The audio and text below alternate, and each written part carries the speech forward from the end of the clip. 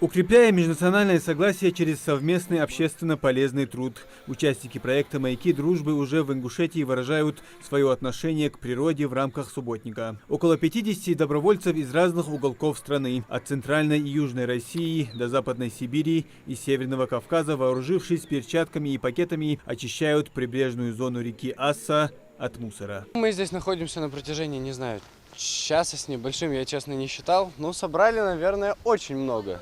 Лично я собрал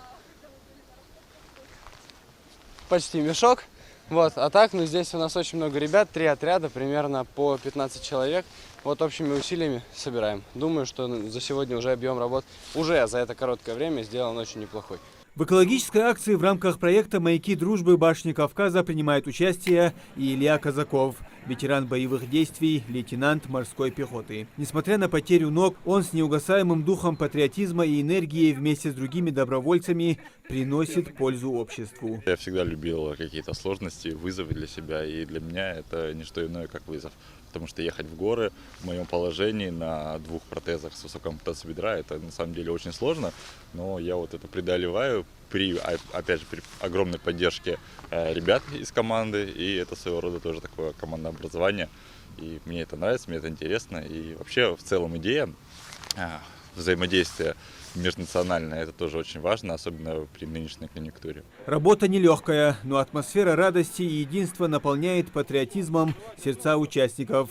Так они не только заботятся о природе, но и создают крепкие связи между представителями разных наций и конфессий. Это подтверждает и Екатерина Климова. Она, как участница проекта, уже в 5-й раз в Ингушетии. Через вот эту помощь друг другу, помощь регионам у нас складывается такая дружба вот на года. Вот я уже 5 лет, и у меня есть друзья и знакомые из других республик Северного Кавказа, с которыми мы периодически общаемся, ездим друг к другу в гости.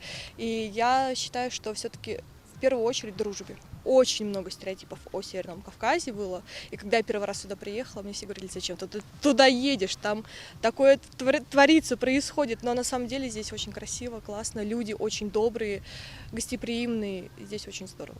Приезжайте. Самому старшему участнику проекта «Маяки дружбы» 61 год. Александр Шалыгин, ветеран боевых действий в Афганистане и Чечне, подполковник в запасе и начальник авиабазы Московского авиационного института. За пару часов он уже собрал несколько пакетов мусора. Александр отмечает, что помимо сбора мусора, важно также работать над культурным просвещением людей, чтобы формировать ответственное отношение к окружающей среде. Он верит, что совместные усилия помогут популяризировать осознанный подход к экологии, где каждый будет заботиться о чистоте природы. Прежде чем рассуждать о родине, об культуре, об истории, наверное, надо немножко начать с себя. И современные люди, к сожалению, немножко забывают, что они живут на земле предков, и эту землю надо хранить, беречь, приумножать богатство. Неужели так сложно, друзья, взять после себя, собрать это все в мешочек и вывести за пределы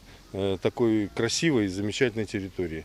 Я думаю, что это несложно, и тогда не нужны будут такие десанты. Помогать, познавать, рассказывать, дружить. Традиционный слоган проекта. По сложившейся практике в первой половине дня у волонтеров запланированы общественно полезные работы, что входит в группу «Помогать», а после участники проекта активно знакомятся с регионом.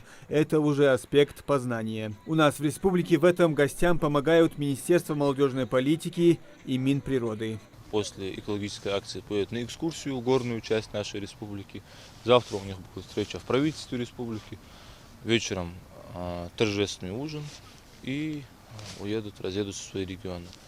И на этом не все. Разъехавшись в свои регионы, девиз проекта — помогать, познавать, рассказывать, дружить. И слоган «рассказывать» говорит о том, что они, разъехавшись, должны у себя в школах, вузах, ездить на какие-то мероприятия и рассказывать о наших республиках Северного Кавказа, в частности об Ингушетии. 7-й по счету всероссийский волонтерский проект межнационального согласия «Маяки дружбы» башни Кавказа стартовал в Дагестане 17 октября. Проект также охватил Осетию и Чечню. Добровольцы, занимаясь общественно полезными работами на объектах культурно-исторического наследия, изучают края и узнают больше о северокавказских регионах. Муслим Ганиев, Адам Гулоев, Султан Магушков, Магаз 24.